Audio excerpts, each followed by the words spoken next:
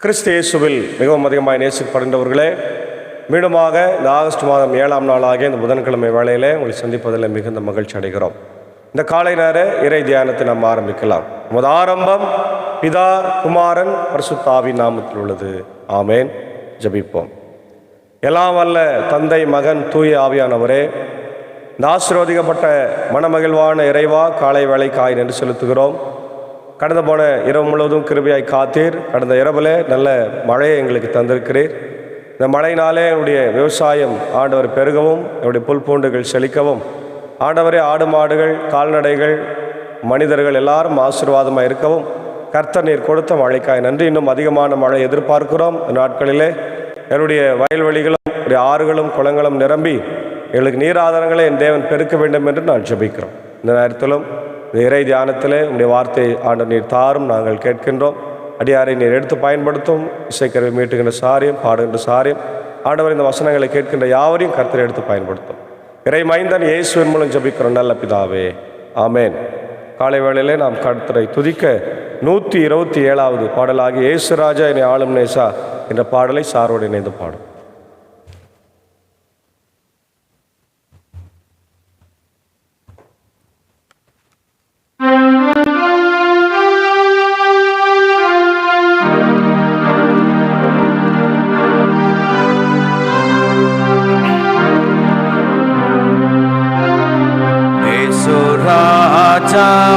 என்னை ஆளும் நேசா, இயேசு ராஜா என்னை ஆளும் நேசா, இயேசு ராஜா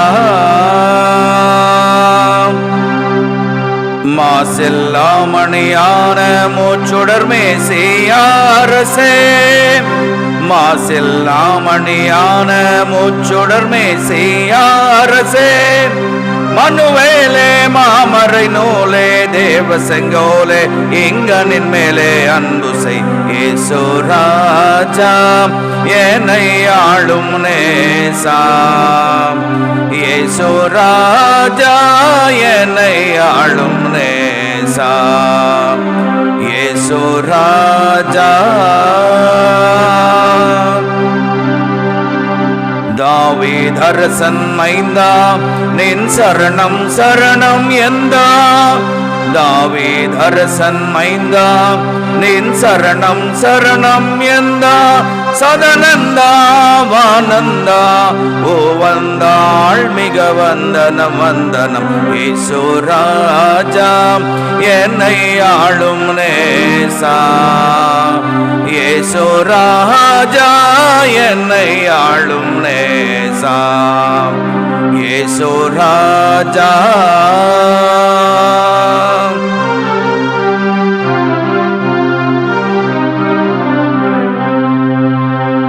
ஐயா என் மனமாற்றி உனது அடிமை என்றனை தேற்றி, ஐயா என் மனமாற்றி உனது அடிமை என்றனை தேற்றி, குணமாக்கி வினை நீக்கி கை தூக்கி மெய்பாக்கியம் கொடு இயேசு ராஜா என்னை ஆளும் நேசா, இயேசு ராஜா என்னை ஆளும் நேசா, இயேசு ராஜா.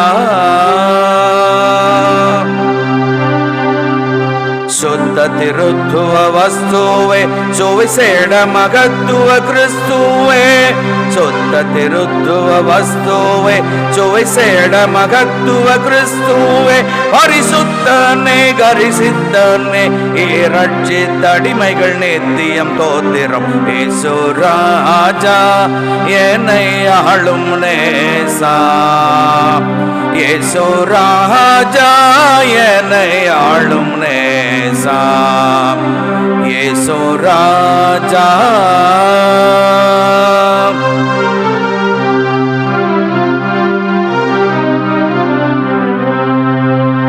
மங்களம் மீசாவே வளமிகு சங்கையின் ராஜாவே, மங்களம் மீசாவே வளமிகும் சங்கையின் ராஜாவே, நரர் வாழ்வே மன்னாவே மெய்தேவே உமகோசனாவே இயேசு ராஜா என்னை ஆளும் நேசா இயேசு ராஜா என்னை ஆளும் நேசா இயேசு ராஜா.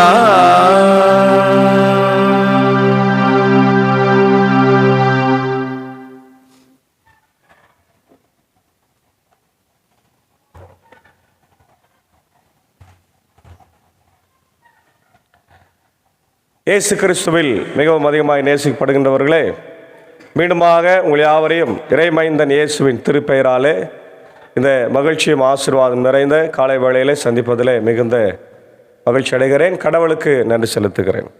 இந்த காலை நேரத்தில் நாம் தியானிக்கும்படியாக தந்திருக்கிற கர்த்தருடைய வார்த்தை, அது பவுலடிகளார் எபேசு திருச்சபை எழுதிய கடிதம் 4ஆம் அதிகாரம் 17 முதல் கடைசி வரை உள்ள பகுதிகளை நாம் பார்க்கிறோம்.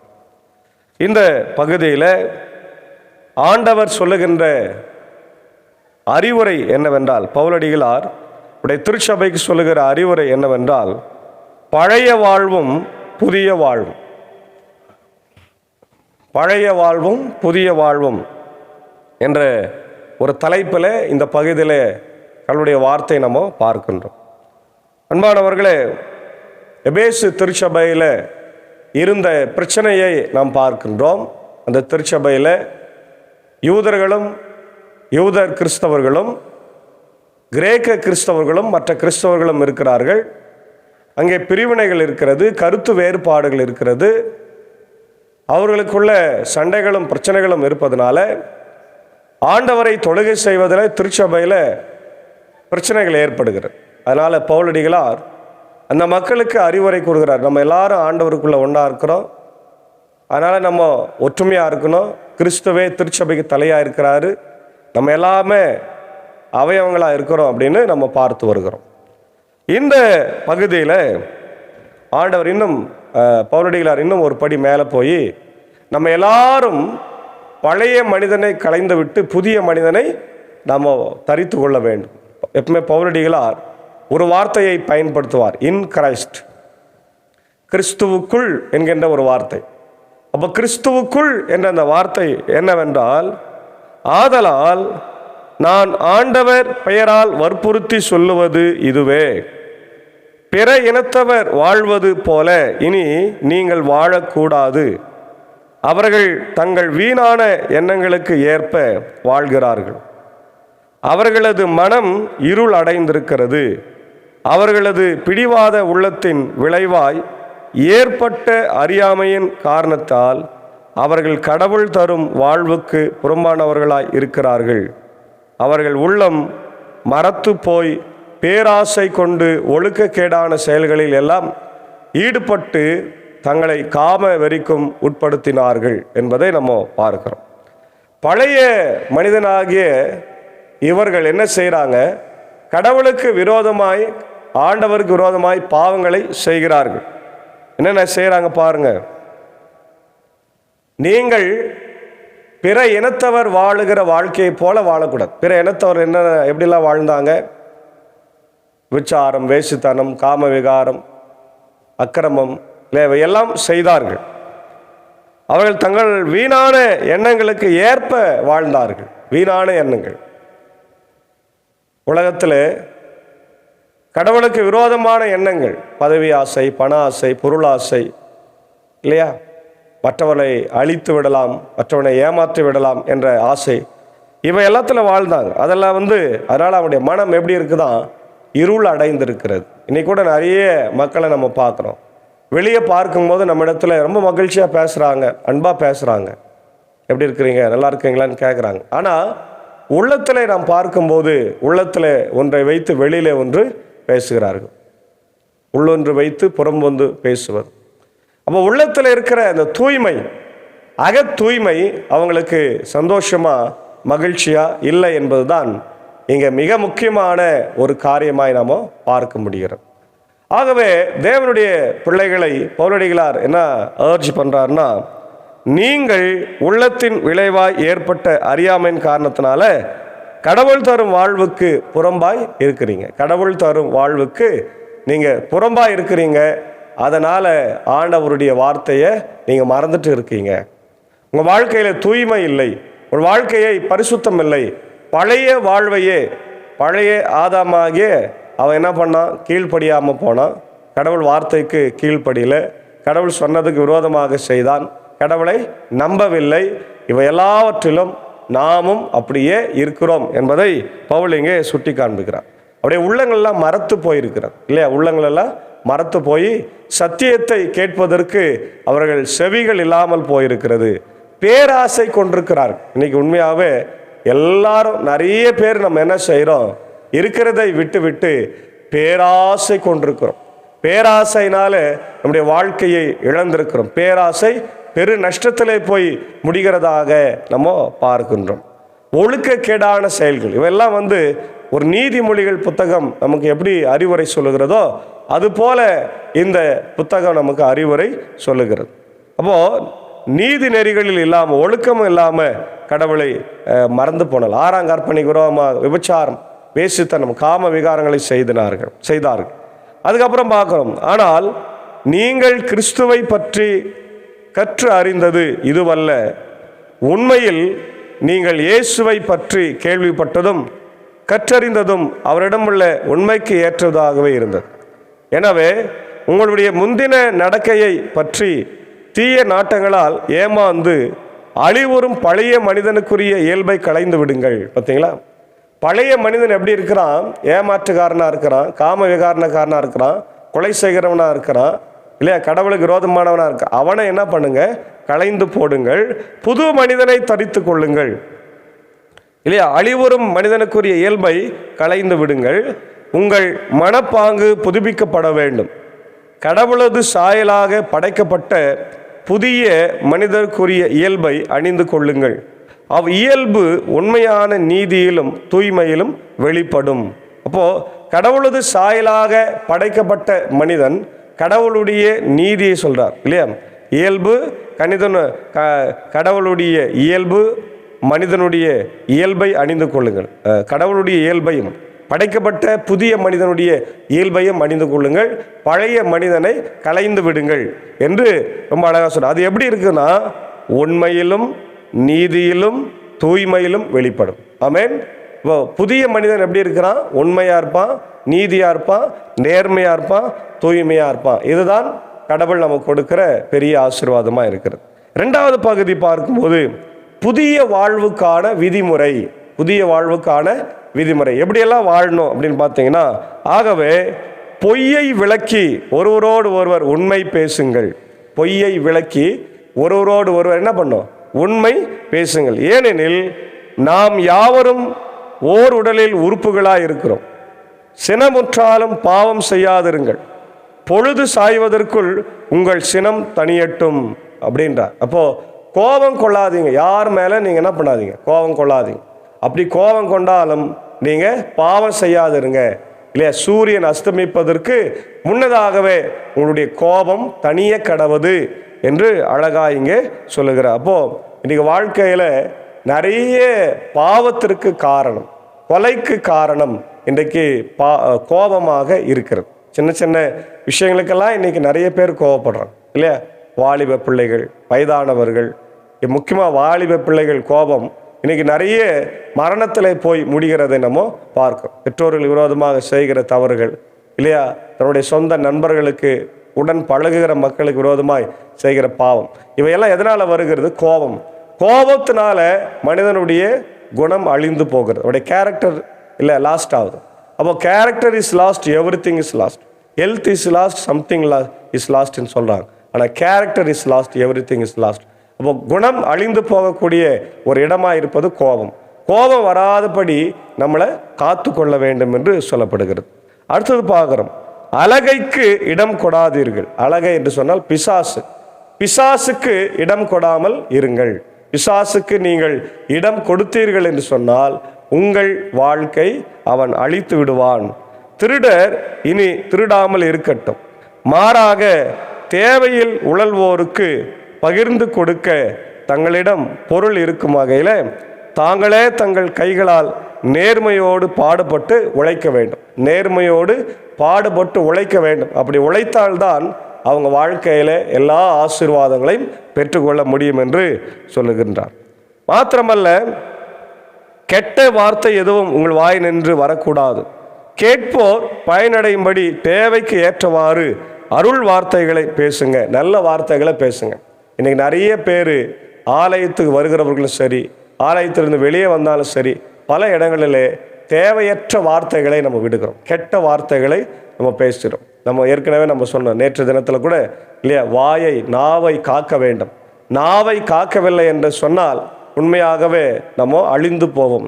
அந்த நாவு அடக்கம் ரொம்ப அவசியம். யாகவாராயினும் நாக்காக்க காவக்கால் சோகப்பர் சொல்லிழுக்கப்பட்டு என்று கடவுளுடைய வார்த்தையை நம்ம திருக்குறளில் நம்ம பார்க்குறோம். இப்போ இங்கே கடவுளுடைய வார்த்தையிலும் சொல்லுகிறார், நாவை அடக்க வேண்டும். நல்ல சொல்லுங்க.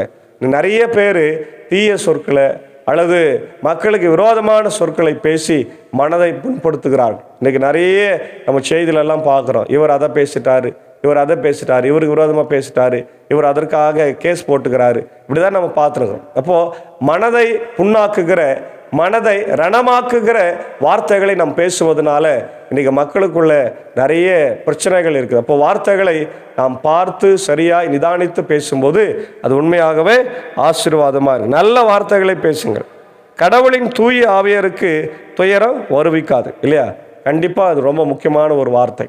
அதாவது பரிசுத்த ஆவிக்கு நீங்கள் கோபம் வர வைக்கக்கூடாது, துக்கத்தை வர வைக்கக்கூடாது. அப்படி நீங்கள் வரவித்தீங்கன்னா அது சாபமாய் அது போய் முடியும் என்று சொல்றார். மீட்பு நாளை முன்னிட்டு உங்கள் மீது பொறிக்கப்பட்ட முத்திரையாக இருக்கிற ஆண்டவரை நீங்கள் துக்கப்படுத்தாதீங்க. மனக்கசப்பு, சீற்றம், சினம், கூச்சல், பழிச்சொல் எல்லாவற்றையும் நீங்கள் விட்டு விடுங்க. ரொம்ப அழகாக சொல்ல, இதெல்லாம் நம்ம விட்டுவிட வேண்டிய காரியங்கள். மனக்கசப்பு, கோபம், சினம், கூச்சல், பழிச்சொல் இவை எல்லாவற்றை விட்டு தீமை அனைத்தையும் உங்களை விட்டு நீக்குங்கள். ஒருவருக்கொருவர் நன்மை செய்து பரிவு காட்டுங்கள். கடவுள் உங்களை கிறிஸ்து வழியாக மன்னித்தது போல நீங்களும் ஒருவரை ஒருவர் மன்னிங்கள். இந்த மன்னிக்கிற குணம் ரொம்ப முக்கியமான ஒரு பெரிய குணம், கடவுளுடைய குணம். ஆகவே பிரியமான தேவனுடைய பிள்ளைகள், இந்த காலை வேளையில் the characters of Christian faith, விசுவாசத்தில் இருக்கிற மனிதனுடைய ஒரு கிறிஸ்தவ ஜீவியத்தை பற்றி இந்த பகுதியில் நம்ம பார்க்கிறோம். ஆகவே நம்முடைய வாழ்க்கையிலும் கூட இந்த காலை வேளையில் ஆண்டவருடைய இறை வார்த்தையில் நம் நம்பிக்கை வைத்து அப்படி விசுவாசத்தில் வாழும்படியாக நல்ல கிறிஸ்தவ மக்களாய் பிள்ளைகளாய் வாழ தூய ஆவியானவர் தாமே நம்மை விசுவாசத்தில் பலப்படுத்தி ஆசீர்வத்து காப்பாராக. ஆமேன். ஆண்டவரை நோக்கி ஜெபம் செய்வோம். மகா இரக்கமும் கிருபை நிறைந்த நல்ல ஆண்டவரே, எங்கள் ராஜாதி ராஜாவே, கர்த்தாதி கர்த்தாவே, இந்த ஆசீர்வதிக்கப்பட்ட மனமகிழ்வான ஆண்டவரே, ஆகஸ்ட் மாதம் 7ஆம் நாளுக்காக நன்றி சொல்லுகிறோம். கடந்து போன இரவில் எங்களோடு கூட இருந்து நல்ல மழையை தந்தீர். இன்னும் அதிகமான மழையை தாரும் ராஜா. இது இந்த காலை நேரத்தில் நம்முடைய இறை வார்த்தையை கேட்டுக்கொண்டிருக்கிற அகில உலகத்தில் இருக்கிற எல்லா மக்களுக்காக விசேஷமாக ஜபிக்கும் ஆண்டவரே. America, UK, Australia, New Zealand, Philippines, gulf countries, ஆண்டவரே, இந்தியாவில் இருக்கிற மக்கள், தமிழ்நாட்டில் இருக்கிற மக்கள், தமிழ் கிறிஸ்தவர்கள், ஆண்டவரே, இதை பார்க்கிற மற்ற எல்லா மக்களுக்காக விசேஷமாக நான் ஜபிக்கிறோம். இந்த காலை நேரத்தில் இந்த வார்த்தைகள் அவர்கள் வாழ்க்கையிலே ஆசீர்வாதத்தை கொண்டு வரட்டும். கிறிஸ்தவ ஜீவியத்தில் ஆண்டவரே எப்படியெல்லாம் வாழணும், எப்படியெல்லாம் வாழக்கூடாது என்ற வார்த்தைகளை பவுலடிகளார் எபேசு திருச்சபைக்கு அழகாய் சொல்லுகிறார். The character is very important in Christianity, the character is very important என்று நீ சொல்லியிருக்கிறேன். இந்த வார்த்தையின்படியே நான் ஒழுக்கமுள்ள மக்களாய் ஆண்டவரே உம்முடைய வார்த்தைக்கு கீழ்ப்படிந்து நடக்க கர்த்தர் நீர் எங்களுக்கு கிருபை தர வேண்டும் என்று கெஞ்சி மன்றாடு. இந்த காலை வேளையில் ஆண்டவர் இந்த இறை வார்த்தையினாலே இதோ ஆசீர்வதிக்கப்படுகின்ற எல்லா மக்களுக்கும் ஜெபிக்கும். குறிப்பாக ஆண்டவரே உலகம் முழுக்க இருக்கிற எல்லா மக்களையும் ஆசீர்வதி. குறிப்பாக இப்படி தமிழ்நாட்டில், இந்தியாவில், பல நாடுகளில் வசித்து கொண்டிருக்கிற மக்கள், ஆண்டவருக்கு வார்த்தைகளை கேட்கின்ற மக்கள் எல்லாரையும் கர்த்தர் ஆசீர்வதித்து வழிநடத்துங்க. தேவைகளை சந்திங்க ராஜா. குறிப்பாக எங்களை ஆட்சி செய்கிற தலைவர்களுக்காக ஜெபிக்கிறோம். ஆண்டவரே, அவருடைய ஜனாதிபதி, பிரதமர், அவருடைய முதலமைச்சர், கவர்னருக்காக, அவருடைய கலெக்டர்ஸ், MLA, MP-க்காக ஆண்டவர் தமிழ்நாட்டை மட்டுமல்ல இந்தியா முழுக்க இருக்கிற எல்லா மக்களையும் ஆட்சி செய்கிறவர்களையும் ஆசீர்வாதம். குறிப்பாக ஆண்டவரை வெளிநாட்டில் இருக்கிற இந்த போர், பதற்றங்கள், பிரச்சனைகள், ஆண்டவரே தீவிரவாத சக்திகளினால் ஏற்படுகின்ற குழப்பங்கள், சமாதானமின்மை எல்லாவற்றையும் நீக்குங்க. சமாதானத்தை உலகத்தில் நீ தர வேண்டுமா நான் ஜெபிக்கும். இந்த ஊழியத்தில் எங்களோடு இருக்கிற அவருடைய அன்பர் சாருக்காக, ஆண்டவரே என்னுடைய ஏஞ்சக்காவுக்காக அன்பான பிள்ளைகள் மாத்தாள் மறைகளுக்காக ஜெபிக்கிறோம். குடும்பத்தை ஆசீர்வதிங்க ஆண்டவரை வழி நடத்துங்க, தேவையை சந்திங்க. என்னுடைய சாக்கோ சாருக்காக டீச்சருக்காகவும் ஜான்சன் சாருக்காக ஜெபிக்கிறோம். ஊழியத்தில் எங்களோடு இருக்கிற போது இந்த கிருபை அவளோடு கூட தங்க இருக்கட்டும் ராஜா. இந்த நேரத்தில் இப்படி இந்திய சுவிசேஷ லுத்தரன் திருச்சபை 3 சபை சங்கங்கள், போதகர்கள், ஊழியங்கள் ஆண்டவரே அவருடைய குடும்பங்களுக்காக ஜெபிக்கிறோம். குறிப்பாக இவருடைய ஸ்தாபனங்கள், பள்ளிக்கூடங்கள், சிறப்பு பள்ளிக்கூடங்கள், பெதஸ்தா மருத்துவமனைக்காக ஜெபிக்கிறோம். எல்லா ஆண்டவர் மக்களையும் கர்த்தர் நீங்கள் ஆசீர்வாதம் வழி நடத்துங்க, தேவையை சந்திங்க ராஜா. இந்த காலை வேளையில் ஆண்டவரே குறிப்பாக என்னுடைய பெதஸ்தா மருத்துவமனைக்காக ஜெபிக்கிறோம். சிஎம்சி மருத்துவமனை இடத்துல ஒப்படைக்கும்படியான ஆண்டவரே இந்த குழுவை இன்றைக்கி ஐஎல்சி நியமித்திருக்கிறது. அந்த குழுவை எல்லாரும் ஆண்டவரை இணைந்து ஒற்றுமையாக சிஎம்சியில் ஆண்டவர் போய் பேசி சிஎம்சியும் அதற்கு இசைந்து வரவும் இந்த மருத்துவமனை அங்கே ஒப்படைக்கவும் கர்த்தர் கிருபை தார். தொடர்ந்து பள்ளிக்கூடங்களையும் சிறப்பு பள்ளிக்கூடங்களையும் கர்த்தர் நீங்கள் ஆசீர்வதிங்க ராஜா. இந்த காலை நேரத்தில் தன்னுடைய பிறந்த நாளை, திருமண நாளை காணுகின்ற மக்களுக்காக ஜெபிக்கிறோம். குறிப்பாக என்னுடைய அன்பான ஆண்டவரே சுந்தராபாய் டீச்சருடைய அன்பு மகன் திரு பிலிப் வில்சன் அவர்களுக்காக ஜெபிக்கிறோம். மஸ்கட்டில் இருக்கின்ற அவருக்கு நல்ல சுகத்தை பலத்தை தாரும். இந்த பிறந்தநாள் அவருக்கு ஆசீர்வாதமாக இருக்கட்டும். நேற்று தினத்தில் என் பிறந்த நாளைக்கு நன்றி செலுத்தியிருக்கிறார். ஆண்டவர் தொடர்ந்து அவருடைய அன்பு மனைவி ஏசியா, அன்பு மகள் கேரன், அன்பு மகன் கேன்னத்துக்காக ஜெபிக்கிறோம். ஆசீர்வாதி வழிநடத்துங்க, தேவையை சந்திங்க. அதே போல் படுக்கையில் இருக்கிற பலவீனமாக இருக்கிற என்னுடைய ஆமூர் பகுதியை சேர்ந்த திரு நெல்சன் ஐயாவுக்காக ஜெபிக்கிறோம். வேலூரில் சிஎம்சி மருத்துவமனையில் சிகிச்சை பெற்று கொண்டிருக்கிறார். அவரோடு கூட நீ தங்கிருங்க, சுகத்தை கொடுத்து மீண்டும் ஒரு புது வாழ்வை தர வேண்டுமா ஜெபிக்கிறோம். இப்படி அன்பு துணைவியார் குமாரி அம்மாவையும் அன்பான பிள்ளைகள் ஷீபாவையும் அஸ்தரையும் ஆசீர்வதிங்க. ஆண்டவரே இதோ அந்த பெரிய துன்பத்தில் துயரத்தில் இருக்கிற போது உம்முடைய ஆறுதலான கரம் அவரோடு கூட தங்கியிருக்க வேண்டும் என்று கெஞ்சி மன்றாடுகிறோம். அதே போல் யாரெல்லாம் பலவீனமாக இருக்கிறாங்களோ அவங்களுக்காக ஜெபிக்கிறோம். இப்படி மூத்த விசுவாசிகள், ஆயர்கள், ஆயிரமாக்கள், இப்படி பிஜிஎஸ் ராஜ்குமார் ஐயருக்காக, ஆண்டவருடைய நிக்சன் ஐயருக்காக ஜெபிக்கிறோம். இன்னும் யாரெல்லாம் இந்த நாளில் பிறந்த நாளை, திருமண நாளை காணுகிறார்களோ எல்லாருக்கும் ஆண்டவர் நல்ல சுகத்தை பலத்தை தந்து நீர் வழிநடத்த வேண்டுமா ஜெபிக்கிறோம். தொடர்ந்து இந்த நாள் எங்களுக்கு ஆசீர்வாதமாகட்டும். என்னுடைய பணிகளையும் பயணங்களையும் கர்த்தர் நீர் ஆசீர்வதிக்க வேண்டுமா ஜெபிக்கிறோம். இது அடியன் பணியாற்றுகிற ஆண்டவரே பாபனப்பள்ளி போத வட்டத்திற்காக ஜெபிக்கிறோம். கிராம சபைகளை ஆசீர்வதிங்க. குறிப்பாக ஆண்டவரே பாபனப்பள்ளி திருச்சபை கட்ட வேண்டும், அதற்கான தேவையான பண உதவி, பொருளாதார உதவிகளை ஆண்டவரே தர வேண்டுமா நான் ஜெபிக்கிறோம். நீர் பரத்திலிருந்து எங்களை வழி நடத்தும். இறை மகன் இயேசுவின் நாமத்தில் ஜெபிக்கிறோம். எங்கள் ஜெபம் கேளும் நல்ல பிதாவே, ஆமேன். கர்த்தராகிய இயேசு கிறிஸ்துவின் கிருபை, பிதாவின் அன்பு, தூய ஆவியின் ஐக்கியம் இந்த நாளிலே அவனரோடு கூட இருப்பதாக. ஆமேன்.